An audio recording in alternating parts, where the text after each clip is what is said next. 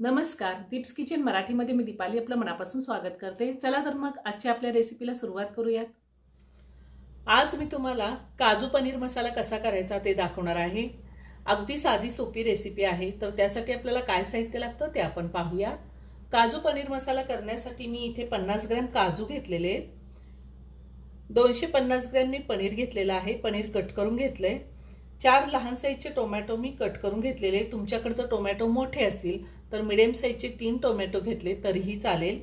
एक मोठा कांदा उभे काप देऊन कट करून घेतलाय। 1 इंच आलं घेतलेलं आहे कट करून। 10 ते 12 लसणाच्या पाकळ्या, पाव चमचा हळद, अर्धा चमचा धने जिरे पावडर आहे, 1 चमचा किचन किंग मसाला घेतलाय। किचन किंग मसाला नसेल तर गरम मसाला घेतला तरीही चालेल। 1.5 चमचा बेडगी मिरची पावडर घेतलेली।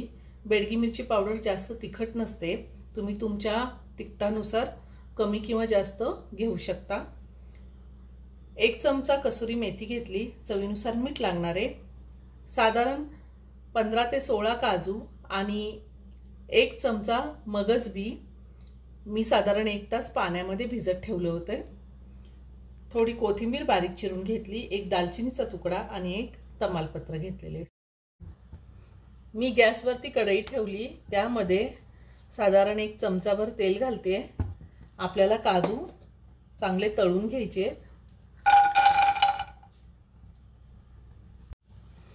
काजू चांगले लाल होईपर्यंत आपल्याला तळून घ्यायचे। गॅसची फ्लेम मी लोवर ठेवलेली आहे। मी अख्खे काजू घेतलेत, तुम्ही काजू तुकडा सुद्धा घेऊ शकता।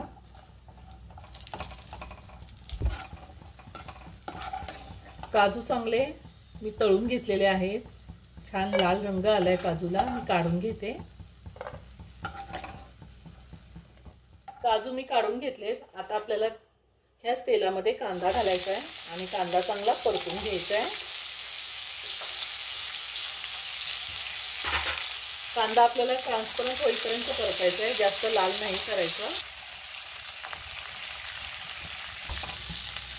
मी ह्या आधी सुद्धा खूप साऱ्या व्हेज नॉनव्हेज रेसिपी अपलोड केलेल्या आहेत, त्याची लिंक मी डिस्क्रिप्शन बॉक्समध्ये दिली आहे, तुम्ही पाहू शकता।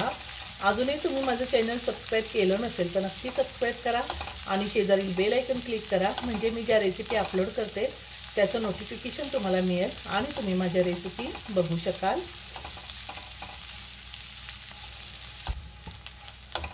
कांदा मी साधारण 2 ते 3 मिनिटं परतून घेतलाय।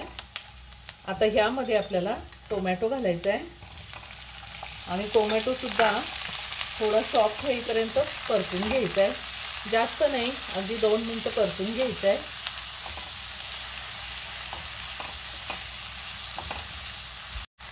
टोमॅटो सुद्धा मी चांगला परतून घेतलेला आहे। आता ह्यामध्येच आपल्याला बारीक चिरलेली कोथिंबीर घालायची थोडी, त्यातच मी लसूण घालते, आलं आणि काजू आणि मगज बी जे मी पाण्यामध्ये भिजत ठेवलेलं होतं तेही मी आता घालते। तुमच्याकडे जर मगज बी नसेल, नाही वापरलं तरीही चालेल।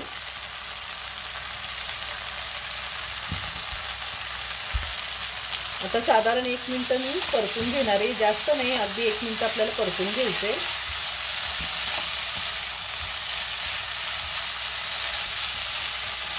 आता मी गॅस बंद करते आणि कांदा टोमॅटो सगळं थंड होऊन देते। कांदा टोमॅटो थंड झालेला आहे, आता आपण ते मिक्सरला बारीक करून घेऊया। एकदम बारीक पेस्ट तयार करून घ्यायची। मी ह्यामध्ये अजिबात पाणी घालणार नाहीये।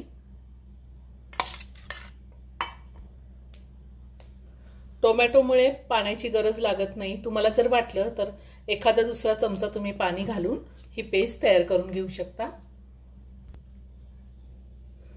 मी मिक्सरला एकदम बारीक पेस्ट तयार करून घेतलेली आहे।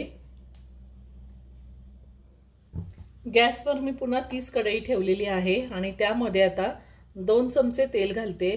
तुम्ही तेल, साजूक तूप किंवा बटर काही घालू शकता। तेल गरम झाले, त्यामध्ये आपण दालचिनी आणि तमालपत्र घालूया।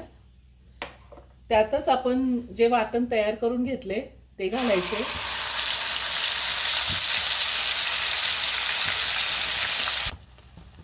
आता तेल सुटेपर्यंत आपल्याला हे चांगलं व्यवस्थित परतून घ्यायचे।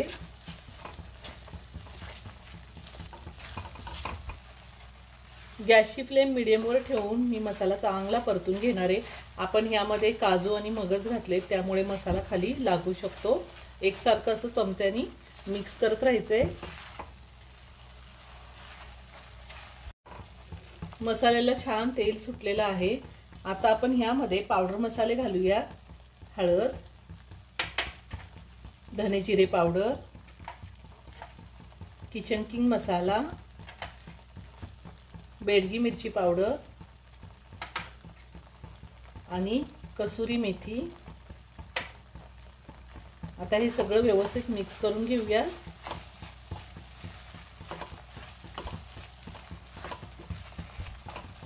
आता हे सगळं मी व्यवस्थित मिक्स करून घेतलेलं आहे। यामध्ये आपल्याला पाणी घालायचे। मी मिक्सरच्या भांड्यामध्ये थोडं पाणी घातलं होतं। साधारण अर्धा ग्लास पाणी घातलेलं आहे। आता हे सगळं व्यवस्थित मिक्स करून घेऊया। अजून थोडं पाणी मी घालणार आहे। अगदी थोडं पाणी घातलेले। पुन्हा सगळं व्यवस्थित मिक्स करून घेऊया आणि ह्यामध्ये आपल्याला चवीनुसार मीठ घालायचंय। तुम्हाला वाटलं तर तुम्ही अर्धा चमचा साखर सुद्धा घालू शकता।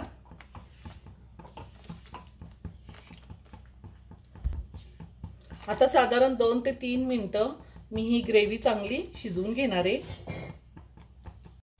साधारण 3 ते 4 मिनिटं झालेली आहे आणि मी ग्रेव्ही चांगली शिजवून घेतली। छान तेल सुटलेलं आहे। आता ह्यामध्ये आपल्याला तळलेले काजू घालायचे आणि त्यातच मी पनीर घालणार आहे आणि आता हे सगळं व्यवस्थित मिक्स करून घ्यायचे। मी सगळं व्यवस्थित मिक्स करून घेतलंय। आता पनीर घातल्यावर सुद्धा 2 मिनिटं मी भाजी चांगली शिजवून घेणार आहे। पनीर घातल्यावर आपल्याला जास्त वेळ गॅस चालू ठेवायचा नाही, नाहीतर पनीर रबर सारखं लागतं।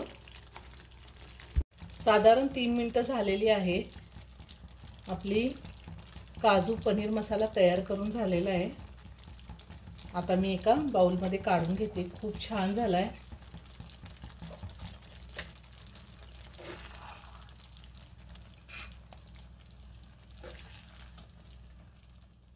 अगदी साध्या सोप्या पद्धतीने रेस्टॉरंट स्टाईल काजू पनीर मसाला तयार करून झालेला आहे। खूप छान झालाय। तुम्ही एकदा नक्की करून पहा। हा काजू पनीर मसाला आपण रोटी, नान किंवा पुरी कशासोबतही खाऊ शकतो। एक नंबर लागतो। नक्की करा। पुन्हा भेटूया अशाच एका छानशा साध्या आणि सोप्या रेसिपी बरोबर। धन्यवाद।